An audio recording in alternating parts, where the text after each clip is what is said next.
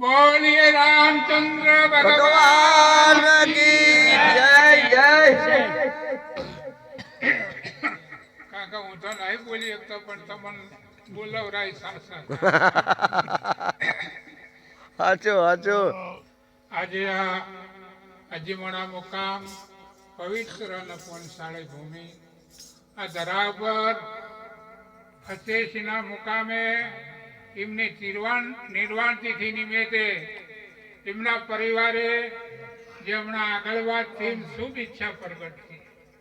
બીજી તો ઘણી બાપા ઈચ્છાઓ પ્રગટ થતી હોય પણ ભજનની એ નહીં થતી પ્રગટ. તુલસીદાસ મહારાજે કીધું છે કે રામ નામ જલ્દી લેવાતું નથી. એટલે જ્યાં શુભ ઈચ્છા પ્રગટ કરી પોપટભાઈ એમના સહપરિવાર મળી અને જ્યાં ભજનનો યોગ રાખ્યો, બધાને આમંત્રણ કર્યા. વ્યાસપીઠને દીપાવનારા અમારા હરિરામ બાપુ, બીજા તમામે તમામ વધારેલા ભાવિ ભક્તો, માતાઓ, સંત માતાઓ, ભાઈઓ બહેનો સર્વને મારા જય ગુરુ મહારાજ. જય ગુરુ મહારાજ. જય ગુરુ મહારાજ. આજે આ પોપટભાઈએ તમને અમને બધાને આમંત્રણ કરી અને દર્શન કરાયા. કયા દર્શન? વૈરાટ સ્વરૂપના બાપ. આ બધું પરમાત્માનું સ્વરૂપ છે, વૈરાટ સ્વરૂપ છે. વાણી અને સત્સંગના દર્શન કરાયા.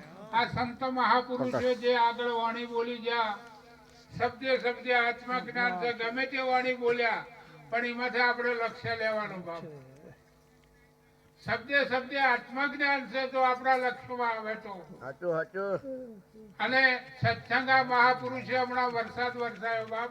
જો આપણને ઝીલતા આવે તો એકલી અમૃતની ધારા હતી બાપ. હાચું હાચું. એટલે ખૂબ ખૂબ ધન્યવાદ આ કુટુંબને.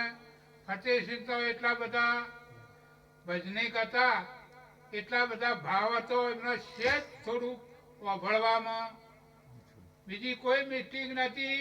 આ ગામમાં કે અમારા ગામમાં કોઈ આખો કક્કો બોલતું નહીં. કેવલ ફતોજી એકલા જ બોલતા આખો કક્કો. હાચું. જો પિતમ સાહેબ નો કક્કો બોલવો હોય તો ફતોજી જ બોલતા બાપ. હા. પણ હું થતું આ કોઈ થોડું હળવું બોલતા, કોઈ લક્ષ્યમાં લેતા નહીં. નહીં. પણ અમારું પૂરું લક્ષ્ય છે બાપ. ખરી વાત છે. એ કક્કો પૂરો બોલતા, બીજા કોઈ કક્કો ન બોલતા આખો. એટલે એટલો બધો ભાવ હતો અને સંતો ભાવ એટલો દોડીને આવી જાય અને પૂછી જણવટ થઈ તમે ચોથી આવ્યા છો, ચો જવાનો છે, રહેવાના છો, જવાનો છે, બધું પૂછી લી બાપ. એટલે ખૂબ ખૂબ ધન્યવાદ એમને. અને એટલું બધું કાર્ય કરેલું હતું તો એમને કોઈ અસર થઈ નહીં બાપ.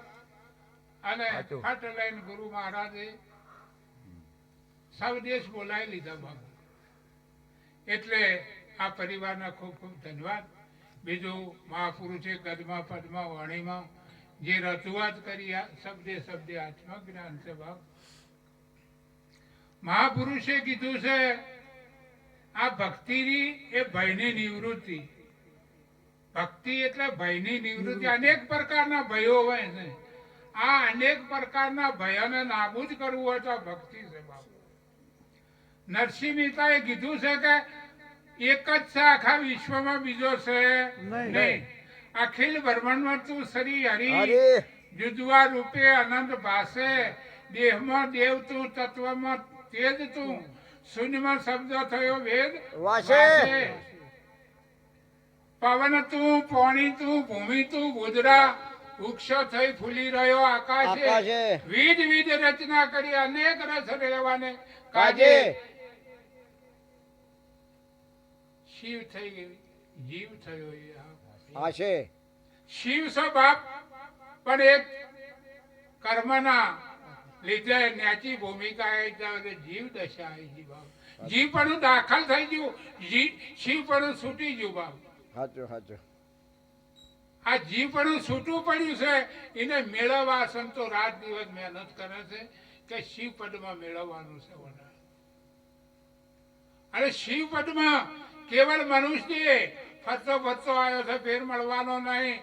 આ ચિંતામણી મનુષ્ય જે છે પારસ કહો કે પારસમણી કહો રત્ન પદારસ કહો જે ભૂમિકા આવી હોય એને હલાય મનુષ્ય બીજા દેહી કોઈ નહીં બને બાપ જય હો અને એ સમજી નહીં એકતો બીજા દેહ 84 ના દેવો તમે જુઓ રોજ કેટલા ઉત્પન્ન થઈને કેટલા જતા હશે તમને ખબર ના હોય બાપ જણવણથી જુઓ જણા જણા જીવ જંતુ મોડી આ બધા 84 લાખ યોનીમાં હોય બાપ એમાં આ એક જ દાવ મળ્યો છે મહાપુરુષે ખૂબ ખૂબ કીધું છે જાગો જાગો ને વાણું વઈ જાય છે રે જાગો જાગો ને વાળું વહી જાય છે રે જાગો જાગો ને વાણું વઈ જાય છે રે જાગો જાગો ને વાળું વહી જાય છે હે જગા જન્મથી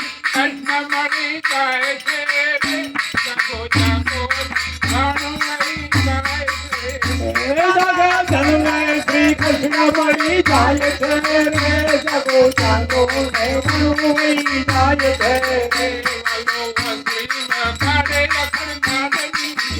વાલો વાંસળી વગાડે અખંડ નાદની વાલો વાંસળી વગાડે અખંડ નાદની હે વાલો વાંસળી વગાડે અખંડ નાદની હે જાગ ચિંતા કે જાગી જાય છે જાગો જાગો વાણું વહી જાય છે હે જાગ ચિંતા કે જાગી જાય છે જાગો જાગો ને વાળું વહી જાય છે જાગો જાગો ને વાણું વહી જાય છે જાગો જાગો ને વાળું વહી જાય છે હે જગા જન્મે શ્રી કૃષ્ણ મળી જાય છે જાગો જાગો ને વાણું વહી જાય છે હે જાગો જન્મે શ્રી કૃષ્ણ મળી જાય છે જાગો જાગો ને વાળું વહી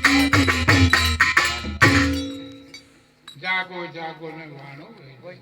આ જાગવાનું કીધું મહાપુરુષે કે